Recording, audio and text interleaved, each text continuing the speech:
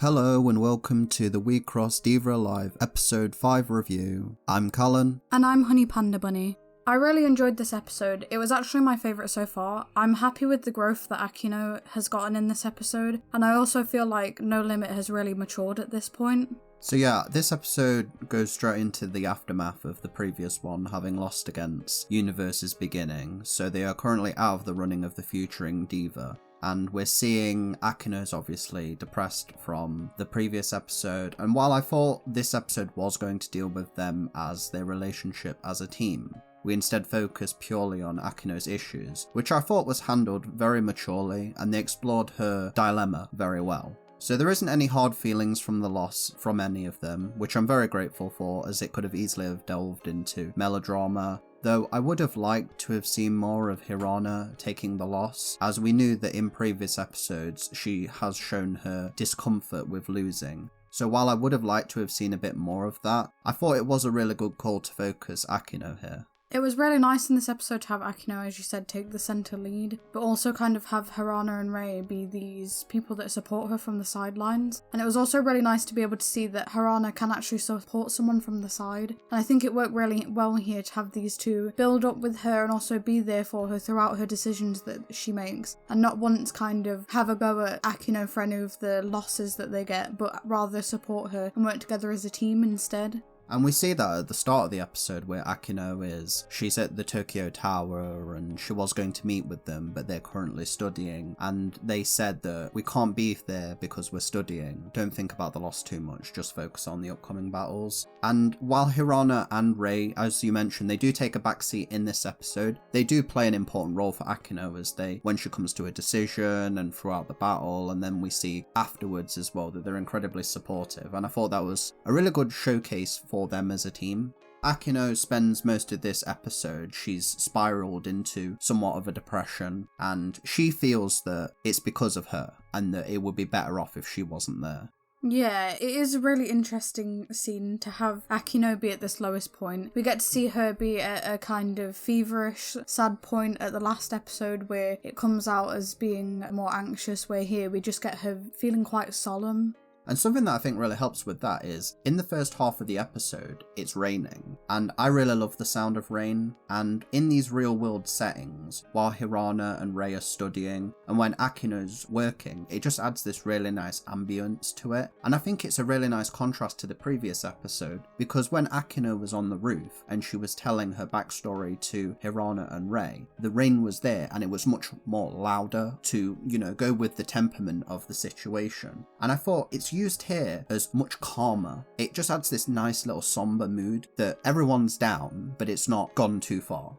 So Akino confides to the card shop owner about feeling guilty and that the others didn't take the loss too hard and they're able to move on, but she feels that she can't. And I think it's very clear now that the card shop owner is an Eternal Girl, because we see her looking at a photo of them, reminiscing, and then it's also clear that it seems that she also ran into similar problems that Akino runs into, and that's why she's able to empathise with Akino. And she tells her that whatever decision that she makes, she's sure that the other two will also be thankful for it. It's really nice to have this scene where you have someone, I always like it when we have someone that's a third party that kind of gives their 2 cents on it, and we see that throughout the episode as well, not just with the card shop owner, but it's really nice to have a mature feeling of someone that's obviously been a ex-idol, kind of like the rig, and then also later on we get an idea from people that are still within those boundaries and still are performing. Yeah, it's really nice that this episode tried to branch out, and it's just not Akino's relationship with Hirana and Rei, and we see it with her and the card shop owner, and then when she goes into the virtual reality, we see that she goes to delete her account, and that's where she runs into Universe's Beginning. We see Universe's Beginning and Akino have a bond here, and it was really nice having, obviously, someone tell Akino that it's okay to be selfish. I actually really like that. They said, you should take your perspective and they'll support you if they're really a team with you. As we've already seen mirrored with the card shop owner as well. And then it was also nice to have characters that are rivals, but they're friendly rivals, and it feels nice that they can rely on each other still. I also liked that we got to see them outside of fighting, and we got to see a bit more of them. It was like with Card Jockey. We tended to like Card Jockey a lot more when we got to see them outside in the real world, and here we didn't get to see Universe's Beginning in the outside world, but we actually got to see them bonding a lot more outside of those battles, which I thought was really nice as well. Yeah, I was so happy to see them outside of the battles, and it was really nice to get to see them as actual people. They're walking around in the virtual reality, they've got their own stuff that they're doing, and I think these last 2 episodes have actually done a really good job of helping me see them as actual characters, not just marketing tools. And it was such a great use of their characters as well, because they had also been in Akino's position, they had taken a loss, but they're still very supportive of each other. We see that they actually have a fairly unique bond, very different from No Limit. They're very jokey and juvenile. They all like revealing each other's secrets and making each other blush. It actually made me appreciate the characters really much. I really liked seeing everyone be a bit more vulnerable with each other and kind of open up. They didn't have to open up to Akino about these embarrassing things, but it helped her relax more and be able to see things from their perspective. With the card shop owner, obviously we got her perspective, but it is very vague where she's coming from, whereas with, obviously, Universe's Beginning, Akino can see where they're coming from. She's seen that they've had a loss at their hand, and she can see that they've grown from it and picked themselves up, and that's where she kind of gets the strength to also be able to pick herself back up as well. And I like that it's not uniformed as well. We have Akino having made friends with Universe's Beginning. That's her group that she's interacted with. And in a way it also shows her budding development, because this is a thing that she gets into when she talks about Universe's Beginning, is that up until now she'd always been along for the ride. She'd always done whatever the others had said because she couldn't make any decisions for herself. In a way, her talking with Universe's Beginning helps her come to that. She also commits at the end after their talk that she loves being with Hirana and Ray. She loves being a diva and she does love Wixoss, and now she wants to make that change.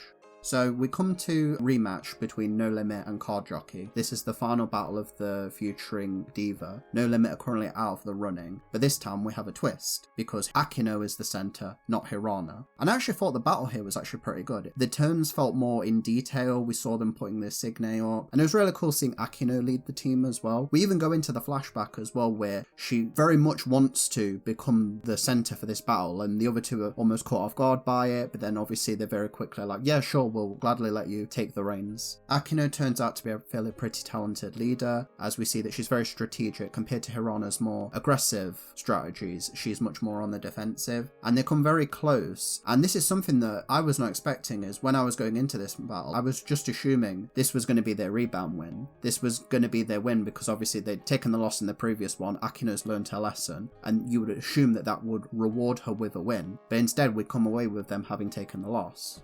I enjoyed seeing Akino be the centre, and now I really want Rei to be the centre too, which I'm sure will happen in the future. The idea of them shifting around from opponent to opponent is really good, and I think it will give them a fresh look, and also be able to rely on each other a lot more. So it was really nice to be able to see Akino's strategy at work. Like you said, she's very understanding of what moves she wants to make, she's very confident in the choices that she's doing, because you clearly can see that she loves Wixoss, and it really does come across with the way that she fights. I felt really engaged and really enjoyed this battle. It felt like I actually knew what was going on this time, and when they lost, it was a really mature choice to let them lose, but I really couldn't help but feel the frustration that Akino felt. I enjoyed the battle with her. I felt frustration when she lost, and I enjoyed the loss too. I'm sure this is how Akino felt, and being able to have that effect was really great. Being able to have that feeling that she also felt is a really powerful thing to give to the audience. I really enjoyed the girls supporting each other throughout the battle. They're relying on each other and also supporting one another. I also enjoyed the end when we see them lose, but they kind of sit down, they all talk together while they're watching Card Jockey's performance and going, yeah, we'll work together and we'll work harder next time.